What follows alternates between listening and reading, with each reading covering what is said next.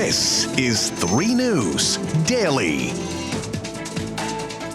Hello everyone, welcome back to 3 News Daily on this Friday, January 27th. I'm Stephanie Haney. We start in Memphis today, where 5 former police officers face multiple charges in the beating death of Tyre Nichols.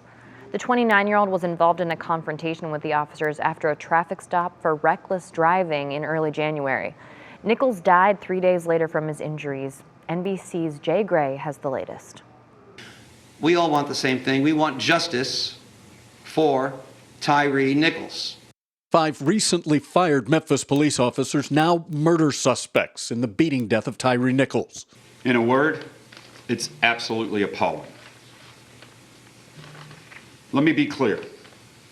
What happened here does not at all reflect proper policing. This was wrong. This was criminal. The men face a string of felony charges, including second-degree murder, aggravated kidnapping, and assault. There is no way, no one out there that night intended for Tyre Nichols to die. No one. No one. And it's shocking. That's shocking to the officers. During a traffic stop just blocks from his home, Nichols was involved in 2 confrontations with police and died 3 days later from his injuries. The chief of police in Memphis has called her former officer's actions heinous, reckless, and inhumane.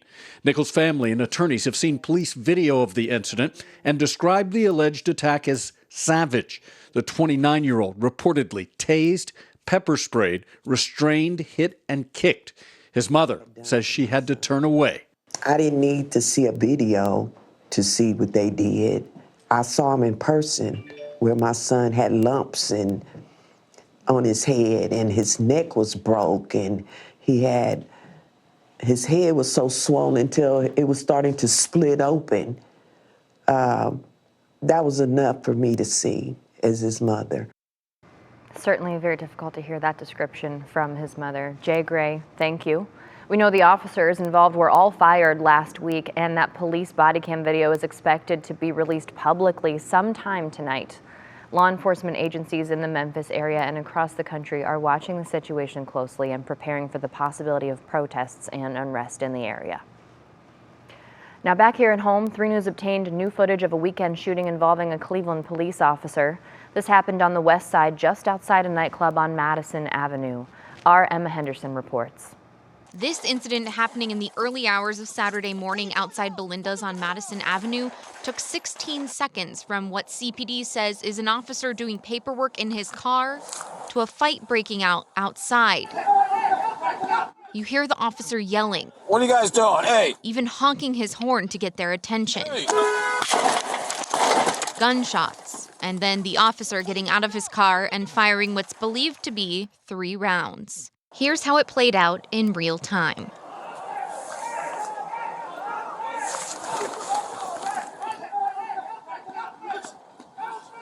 What are you guys doing? Hey! Hey! Put the gun down! Put the gun down! You can see a group who witnessed the shooting walking toward the man who was shot by the officer. The officer then asked them to back up so he can administer aid. That doesn't happen as the crowd stays nearby. But just around 2 minutes after the first shots were fired, EMS arrives on scene along with more officers, and a member of the group describes what he saw. The guy shot first in the parking lot, and then he shot back. As other officers arrive, a second man is found on the ground with gunshot wounds just down the sidewalk from the man shot by the officer. We have another guy down over here. This appears to be the man witnesses said originally fired at the man the officer later shot. The guy that ran, he shot first in the parking lot, and he shot back. Emma Henderson, thank you very much. Now, Cleveland police say both men who were shot are currently recovering at Metro Health. The officer involved is on paid administrative leave while the shooting is being investigated. Now, in Parma Heights, one man was arrested and charged for allegedly trying to hide a war crime, according to court papers. 55-year-old Yugoslav Wars is accused of lying while applying to become a U.S. citizen in the 1990s. Officials said Vidic didn't reveal his military service in Croatia and was a member of an ethnic nationalist group that took part in several massacres during the country's civil war. If convicted, he faces up to 15 years in prison. And in Akron, a police officer has been demoted by 2 ranks, losing almost $19,000 in salary, and is on a 90-day unpaid suspension. Edward Padalon, who has been with the department for 23 years, is accused of engaging in sexual activity while on duty. Akron Police Chief Steve Milet says Padalon's actions do not represent the principles and values of the Akron Police Department, and the department is taking steps to hold him accountable. Also in Akron, a Goodyear representative told us this morning that they're laying off about 90 employees in what they're calling a workforce reorganization. The company plans to cut about 500 jobs around the world, which makes up about 5% of Goodyear's workforce. The company says it's trying to save money in response to a challenging industry and costs going up from inflation. You can read more about Goodyear's plans on WKYC.com. And the corruption trial of former Ohio House Speaker Larry Householder continues to be on hold after a juror tested positive for COVID on Wednesday. The judge in the case ordered everyone to stay home for the rest of the week in an effort to ensure everyone's safety. Testimony is scheduled to start back up in Cincinnati on Monday. Now it is tax season, and a lot has changed since last year when measures were taken to help taxpayers during the pandemic recession. This year, parents could see a much smaller refund. Our National Verify team explains. With tax season underway, Verify is here to answer your questions. We noticed some folks were startled because the money they can get from the child tax credit appeared to have gone down significantly this year. You might remember that as part of the pandemic relief efforts, that credit was increased by at least $1,000 per child. So let's verify. Can families receive the increased child tax credit this year? Our sources are the White House, the IRS, and the American Rescue Plan Act of 2021. The child tax credit was created in the 90s as a way to give families under a certain income threshold extra cash to help raise their kids. Historically, the money came in the form of a yearly lump sum at tax time, $2,000 per kid. In 2021, President Biden signed the American Rescue Plan, a stimulus package aimed at helping the nation bounce back from COVID. One of its provisions was to increase the child tax credit by $1,000 per kid, even more for kids 5 and under. Some of that money was actually sent out in advance in the form of monthly checks, and the rest claimed on that year's tax return like normal. But the law specifically says this bonus cash was a one-time thing, only for the 2021 tax year. That means there were no more monthly checks in 2022, and the total amount per kid went back down to $2,000. So we can verify, no, you won't receive the increased child tax credit this year. You can still get the regular credit if you claim it on your tax return. With your Verify, I'm Casey Decker. Thank you for breaking that down for us, Casey.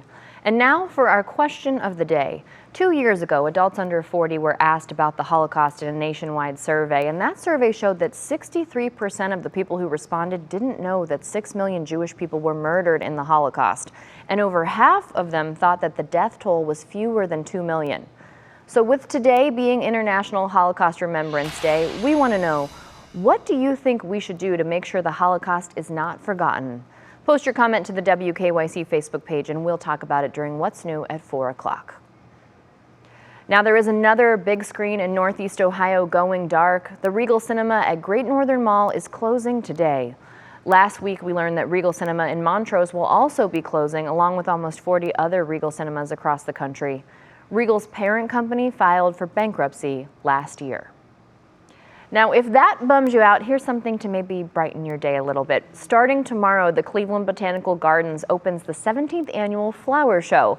The theme is Orchids Forever, and from tomorrow through March 12th, the gardens are highlighting how unique and vibrant orchids are. They'll showcase over 100 different types of orchids, bringing in more than 3,000 flowers from all over the world. It's guaranteed to be a beautiful show. And before we go, here's something fun you can do this weekend. The Ice Festival is back at Lake Metro Park's Farm Park. Tonight and tomorrow you can watch world champion Aaron Kostick of Elegant Ice Creations and other talented carvers showing off their ice carving skills. Tonight features a battle of ice and fire inside a 6-foot tower of ice, and tomorrow, Northeast Ohio wood carver Sherry Stoddard will take on Kostick in a wood versus ice carving competition. That sounds like that will be very entertaining, very cool, very hot, little mix of both things. Thanks for being with us here for 3 News Daily today and all week long. Everyone have a wonderful weekend. We'll see you back here tomorrow with more of your top stories from Northeast Ohio.